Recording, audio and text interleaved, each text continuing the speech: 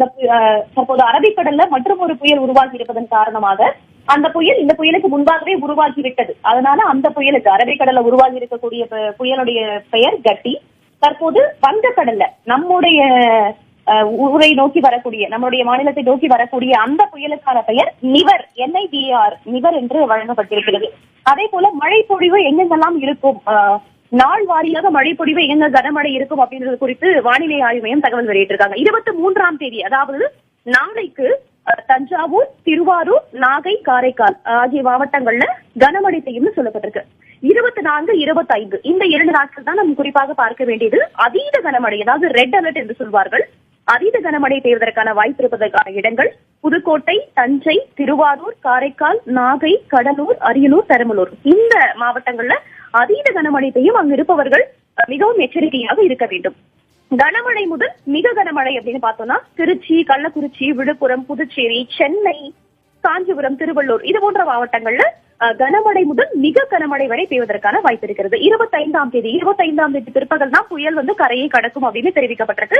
அன்றைய தினமும் டெல்டா மாவட்டங்கள் மிகவும் எச்சரிக்கையாக இருக்க வேண்டும். கடலூர், கள்ளக்குறிச்சி, புதுச்சேரி, விழுப்புரம், திருவண்ணாமலை, செங்கல்பட்டு உள்ளிட்ட மாவட்டங்கள்ல அதீத கனமழை பெய்ய வாய்ப்பு இருக்கிறது. கனமழை முதல் மிக கனமழையை வச்சு பார்த்தோம்னா திருச்சி, நாமக்கல், கரூர், ஈரோடு, தருமபுரி உள்ளிட்ட மாவட்டங்கள்ல கனமழை முதல் மிக கனமழை வரை பெய்ய வாய்ப்பிருக்கிறது. இதெல்லாம் வைத்து பார்க்கும்போது வரக்கூடிய நாட்கள், அடுத்து வரக்கூடிய 4 நாட்கள் நாம் மிகவும் கவனமாக பார்க்க வேண்டிய நாட்கள். சில மாவட்டங்கள்ல அதீத கனமழை பெய்வதற்கான வாய்ப்பு இருக்கிறது. அங்க இருக்கக்கூடியவர்கள் மிகவும் எச்சரிக்கையாக இருக்க வேண்டும். இதற்கு முன்பாக தற்போது நம்மளுடைய அரபிக்கடல் ஒரு புயல் இருக்கு, வங்கக்கடல்ல ஒரு புயல் இருக்கு. வங்கக்கடல்ல உருவாகி இருக்கக்கூடிய இந்த நிவர் புயல் தான் தமிழகத்தை நோக்கி வரப்போகுது.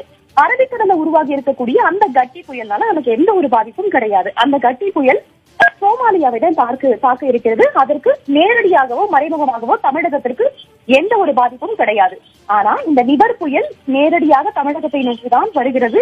காரைக்காலுக்கும் மகாபலிபுரத்திற்கும் இடையே கரையை கடக்கும். 25ஆம் தேதி பிற்பகல் என்று தெரிவிக்கப்பட்டிருக்கிறது.